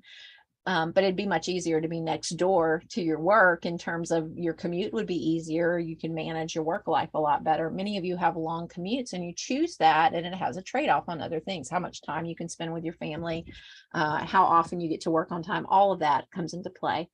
And everybody has resources available to them. And in some cases, those resources are very limited. So financial resources may not support the choice the person wants to make as well. I do also think that culture comes into play frequently, and it may influence people's actions. It may influence their identity, their tolerance for certain choices, their behavior, certainly their development, their emotion, their expectations, on and on and on, the first thoughts that they have about something. So cultural components among the options that lead to a better decision are the ones that we really want to generate, because different views, different perspectives may exist in each culture, and knowing that person's culture and how the decision they're making may be impacted by it is really important. But culture influences our ability to understand the situation, because differences in our cultures may lead to providing different approaches to problem solving. So if you think about how culture impacts us in our daily lives, it shapes the way that we work, it shapes the way that we play, it makes a difference in how we view ourselves and others, and it definitely governs and affects our values, what we consider right and wrong. And this is how the society we live in influences our choices. So I think one of the things that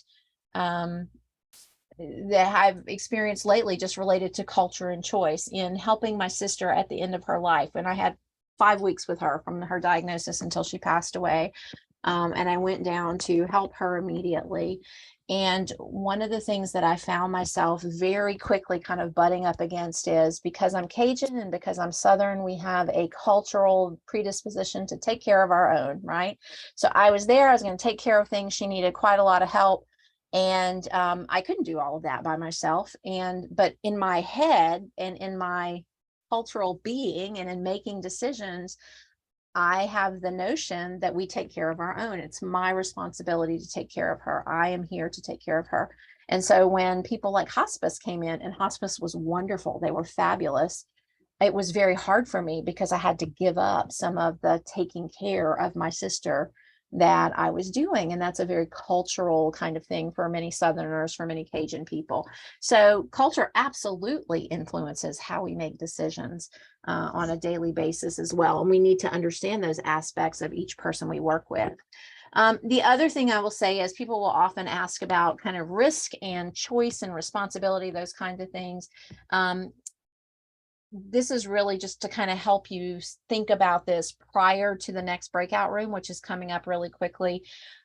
Choice doesn't excuse responsibility, meaning that we have a personal responsibility when we make choices. So some choices can be supported without the need for any approval by the organization that serves us, right?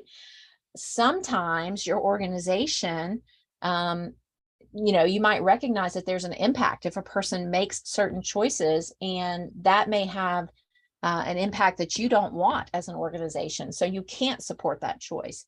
Sometimes there's a larger impact, and that responsibility really is more of a societal responsibility. So choices that impact system requirements and interaction with other systems, or it could be that this person's choices actually impede the liberties of another person. That could also kind of fit there as well.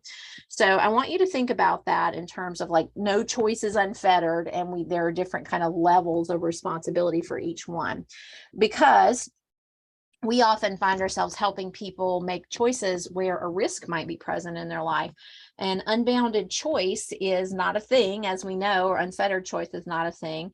And we do have an obligation because we're in the world to keep people healthy and safe. We're stewards of public dollars, and we need to manage that well. And we're not going to get into the more significant risk issues because those are certainly, I think, very unique to the context that you may be supporting someone in. But rather, I'd like you to have a framework to think about risk and just to have that conversation with one another. There are times in supporting someone that we're aware of a risk that may impact the person, and it could actually impact people around them as well. And so person-centered skills are one way that we can help us think about balancing that risk by considering a more well-rounded picture that includes what's important to the person and what's important for them, as well as what's important to and important for the supporting agency. So sometimes people are like, I don't know, like in this situation, can we allow this person to take a risk? This is what this is really designed to do. And I have a situation for you to talk about with one another. And the other thing to remember is we can't keep all risk out of the conversation. Some risks are just part of life. Like me getting on I-40 next week, driving on the interstate is a part of life, and for me at least, and it's not a risk that I can eliminate. And sometimes when we're supporting people, we actually can contribute to risk because we haven't listened fully, or we don't understand what the person is actually expressing, or sometimes it's both of those things. And some risk has to be just managed. So some risks are ones that we don't tolerate, and we have to find an alternative for that. So I'm not just saying that person-centered practices means people have a right to take risks. They do have a right to take risks, but we don't, as agencies, always know, we're not going to support all risks that the person wants to take. We want to make sure that we are weighing that up some way. You may even actually have a decision-making process for that. And a lot of organizations have looked at that, like what's the potential outcome of this? And you may have a formal tool. I don't know if you do, but some organizations actually have come up with something that helps them really navigate that. So let me tell you a story, and then I'm going to ask you to go into a breakout room together and have a conversation about Ralph and his seatbelt. So Ralph is someone who uses a power wheelchair. And if you've ever used a power wheelchair or helped somebody who used a power wheelchair, you know that they do not go into showers. That would ruin them instantly. So he had a wheelchair that he used specifically for taking showers that had a little seat belt on it. It was a very plain little wheelchair that could tolerate water. And the seat belt that was on the particular wheelchair that Ralph was using was frayed. Now, this is not part of the story that people knew at this point, but Ralph started to refuse wearing the seat belt. So it was time for Ralph to take a shower, and he wanted to get into he had to get into the manual wheelchair. And when they put the seat belt across his lap, he refused to wear it. So the shower stall where Ralph was being assisted to shower had a small raised lip, and he had to be lifted over this lip to get into the shower in the wheelchair. And it was bumpy, as he's being transported over that. So Ralph's refusing to wear the seat belt. And I'm going to ask you to go into a breakout room with one another and talk about this right now. So, the decision is, does Ralph get a shower? Do we not put the seatbelt on Ralph and just help him get over the lip into the shower so that he can be showered? What else might we want to consider? So I just want you to go in and have a conversation about this particular issue. What would you do if Ralph was refusing to wear the seatbelt and it was time for him to have a shower and he wouldn't put that seatbelt on? So let me send you into breakout rooms. Maybe just, I think, about 8 minutes should do it for this conversation. And the questions that you want to kind of focus on are, is wearing a seatbelt not an option? Is not wearing a seatbelt an option for Ralph? And I'll ask you to report on that when you come out.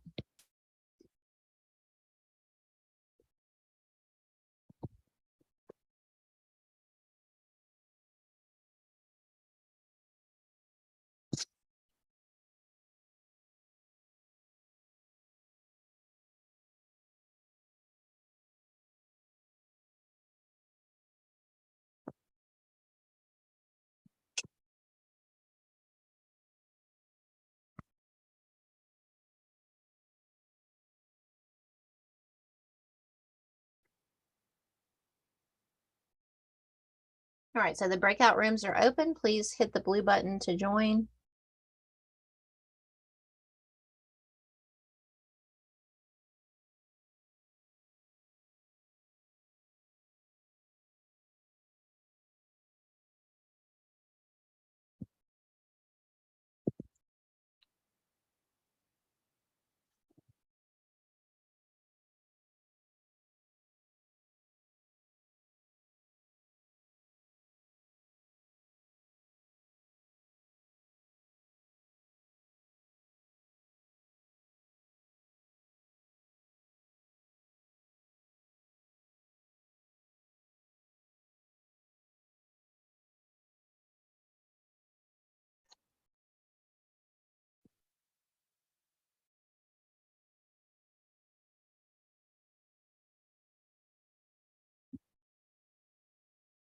All right, everyone, welcome back. I'm not going to call you room by room, so if you were having fear of that, it's not going to happen for this one. But I am curious if someone would kind of give us an idea about what happened in your breakout room in the discussion about Ralph and this risk. So he doesn't want to wear the seatbelt, refuses to wear it in the shower. What did you think about together? What were some of the considerations? I can go first. Thank you, David. No problem. But in our breakout room, we pretty much discussed kind of two sides of it.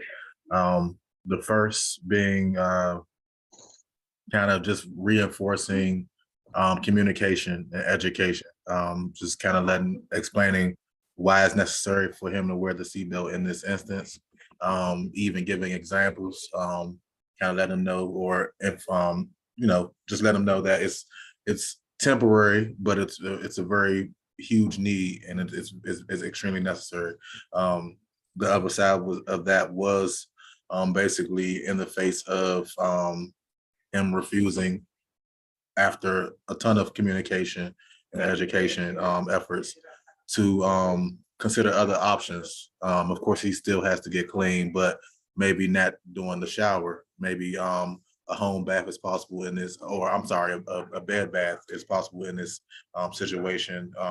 Different things like that. So fulfilling the need of him getting clean, which is necessary, but eliminating that risk, because the main thing is the risk in this scenario. So as long as we are eliminating that risk for us and him, most importantly, then I think everything is okay. Brilliant, David. Thank you. So yes, the risk is to not only Ralph, but it's also to the organization, right? So very well reasoned. How about anybody else? Anything you want to add? Part of your conversation included what? Any other breakout rooms want to weigh in?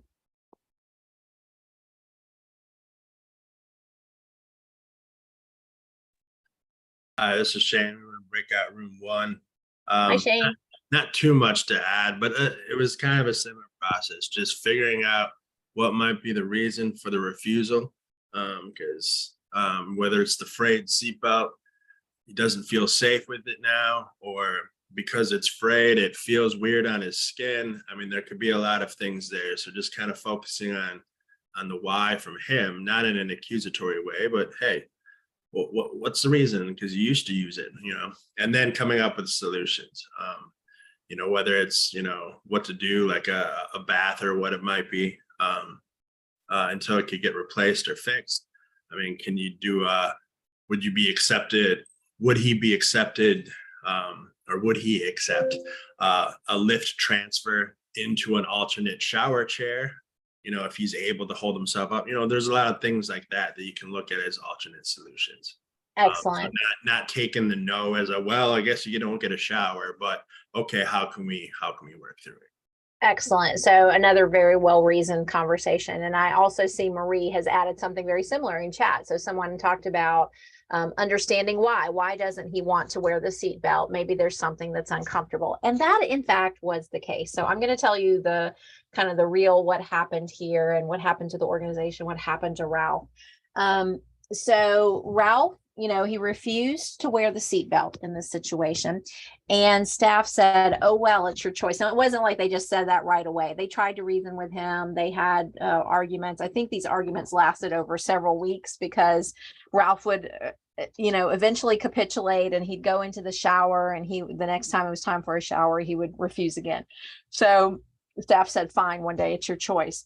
They lifted him over the lip of the shower. Ralph fell out of the wheelchair, broke his hip, and the agency was sued by Ralph and his family, and the judge actually found in favor of Ralph. But in addition to that, not just the lawsuit, because that was awful for the organization, huge resources went, obviously financial resources went toward that particular issue, but Ralph had a lot of health complications as a result of a broken hip that lasted the rest of his life, which did not last very long after that.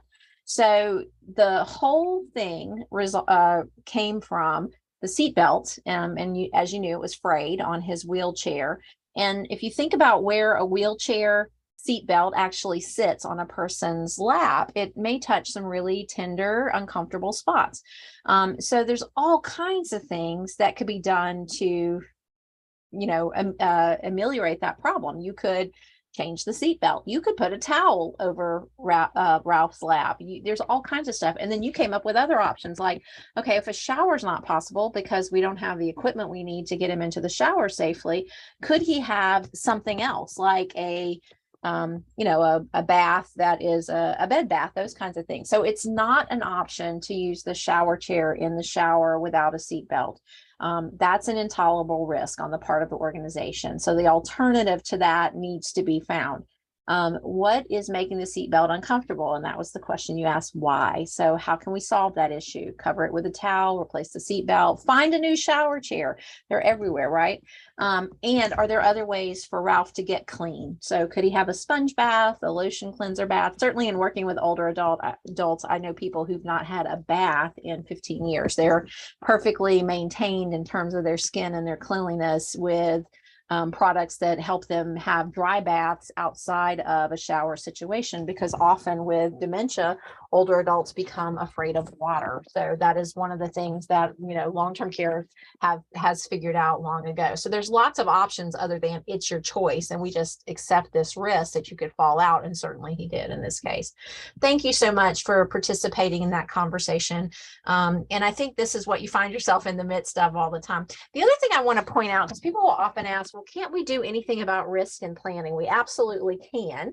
And we call those in person-centered planning. And I think this is Weasley language. This is my opinion. No one, the federal government didn't say it's Weasley language, but I want to make sure that you're clear that I'm saying this.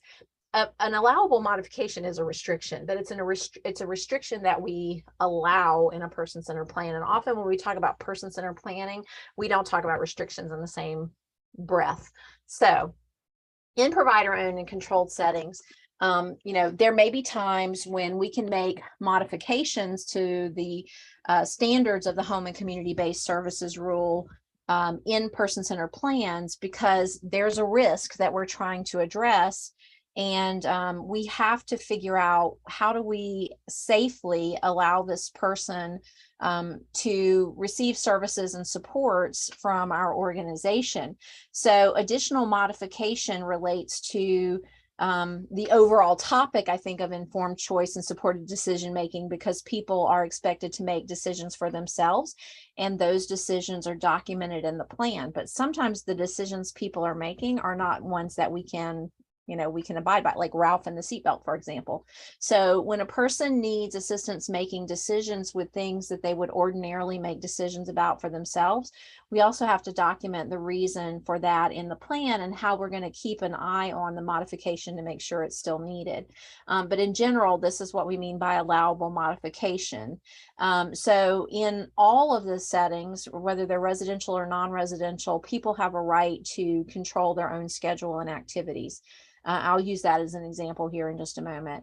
And they have access to food and visitors at any time. And for residential settings, there's a few additional standards, which are that people have something that's like a rental agreement, like anybody else living in that jurisdiction would have. It could be a rental agreement. It could be called something else. But basically, they have some legally enforceable document that kind of covers them living there. They have privacy in their living or sleeping unit. They have lockable entrance doors, and that they have a key to those doors. And of course, the appropriate staff have them as well. that they have a choice in who they live with, so their roommates, and they can furnish and decorate their sleeping or living units. Say, for example, in terms of allowable modifications, if people, the first bullet, people have freedom and support to control their own schedule and activities. That means that people can decide what they're going to do with their time on a daily basis, what they're going to participate in and not participate in. I'll give you the example of working with someone very recently, an older adult who, during the pandemic, as you know, a lot of day services shuttered and people went home for the entirety of the pandemic. And obviously with dementia, people change over time, sometimes pretty rapidly, but usually about every 6 months is kind of when you can expect things to be a little bit different. And there's no timetable for this. It's faster or slower in some people. But for those of us who work with folks with dementia, we often will say about every 6 months, things are different. Judy was a person who during the pandemic went home from her day services, had really enjoyed being there with other people, got a lot out of that, but was in the early stages of dementia. During the pandemic, things changed a little bit. Judy was still living on her own. She was largely managing her household and her own needs. Nobody was visiting her. Her family would check in by phone and remotely and that sort of stuff. But Judy was mostly handling that. And then the day services opened again, and the support coordinator who was working with her had a concern that Judy did not want to attend day services again. She seemed very isolated. She wasn't being in touch with her family. She'd ignore their calls and that sort of stuff. And the concern was maybe Judy's dementia had progressed, which in fact was the case. And she may need some help at this point with her own schedule and her own activities. So that would be a allowable modification to her person-centered plan. So we would encourage her to maybe first join things in her community, connect with people, autonomously. But if she could not do that, and we suspected that the reason for that was because of the dementia, then we might want to put something in her plan that helps her connect with others. Maybe it's going back to the day program, or maybe it's she's doing something else, so that she's not isolated or depressed because she's in that situation where she's not seeing other people. So when we make those modifications to a plan, we have to make sure that we are supporting that by some kind of assessed need. So in Judy's case, what they did was an assessment that said, yeah, in fact, her baseline for her dementia symptoms is, has changed. So things look different now than they did prior to the pandemic. And then that had to be justified in her plan. And then we had to try other things first. So like, what else can we try to help her connect with other people? And it might mean that we, have others come in and visit with her, or have her call her family more frequently, or whatever it is. And when we can prove that that did not work, then we can put those modifications into her plan that said she's going to go to the day program and be with others this many hours a week, that sort of thing. So we don't drop that onto a whole setting. So if Judy had a roommate, we wouldn't also say that that's a restriction that or a allowable modification for Judy's roommate. It is person by person, and we need to assess it, and we need to put in to people's plans the parameters for which we're going to measure that as well. So we are collecting data regularly. We are thinking about whether or not that's effective on an ongoing basis.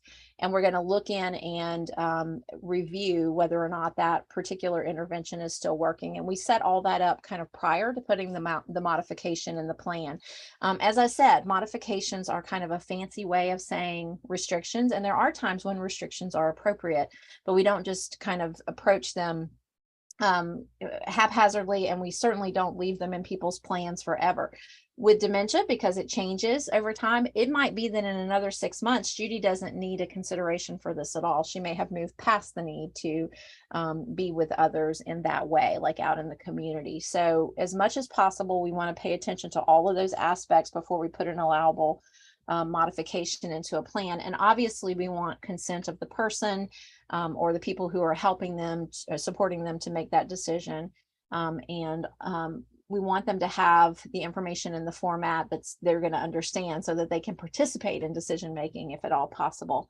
So I really think that when we talk about supported decision making, this comes into play as well, because often when you're supporting someone to make a decision, you have to kind of take the the role of the person who is considering what this means for the organization as well. So before we move to put a restriction into a plan, we need to take all of these things into consideration.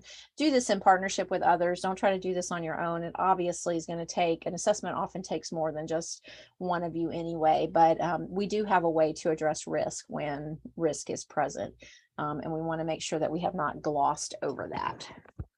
All right, so let me see what else we need to cover here. Just one more thing I'm going to ask you to think about together. I want you to think about in your breakout room, just for, let's just say 5 minutes. I don't think it has to be terribly long. How can you be better informed about supported decision-making and use your person-centered practices to help you be better in supporting others to make decisions?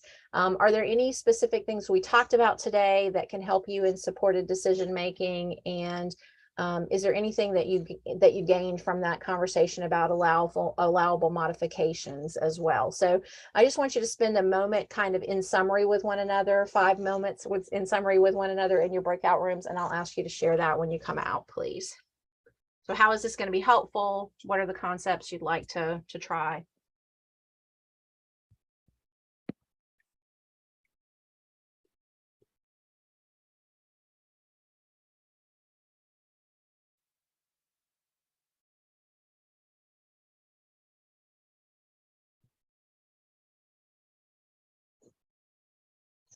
All right, folks, welcome back.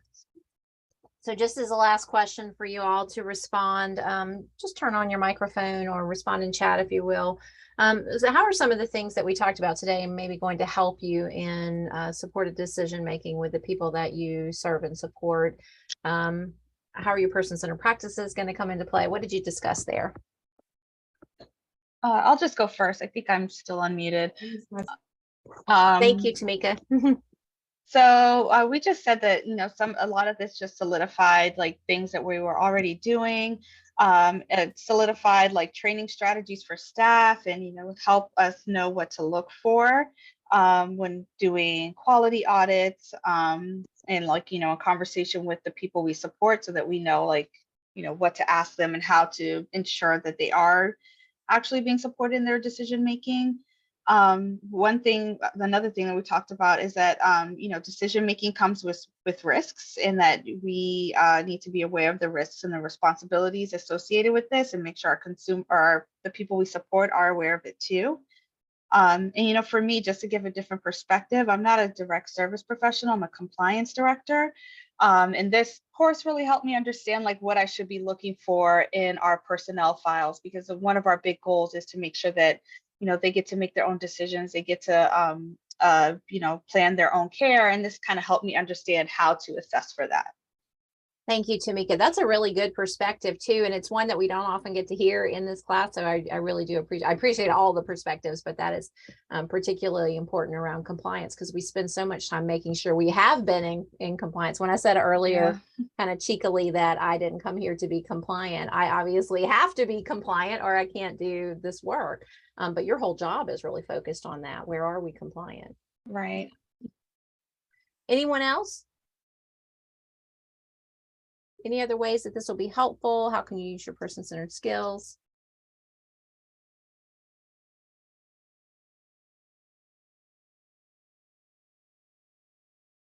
You can put it in chat or you can just turn on your microphone.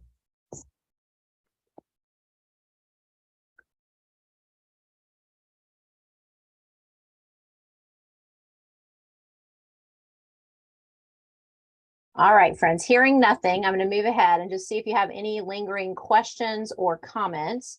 And we can take those now. You can again turn on your mic or put them in chat. Any questions that did not get answered for you?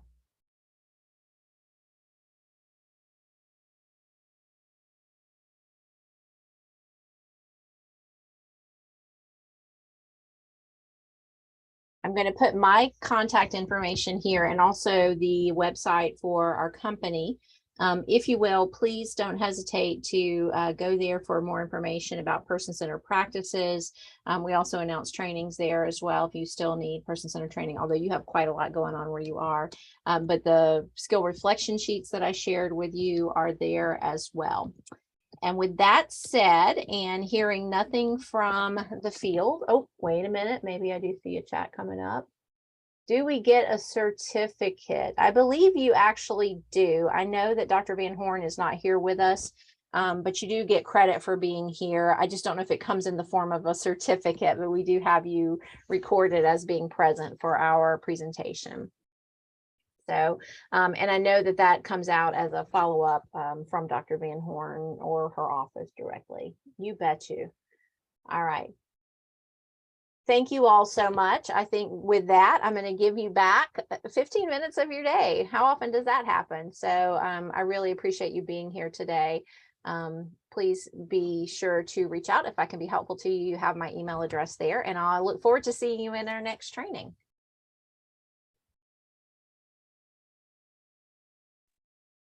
All right. Thank you. Thank you. Great to have you today. Thank you. Thank you. Thank you. Thanks. Glad you were here. Thank you. Great training. Thanks, Thank everyone. you.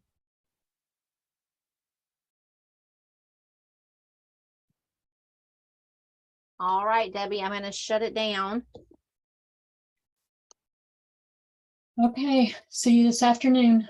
All right. Talk to you soon. Bye. And by the way, my Hawaii training got canceled, so I will be there a little bit early. So not Okay, canceled, but moved. We postponed it. So all okay. Sounds right. good. Bye. Bye.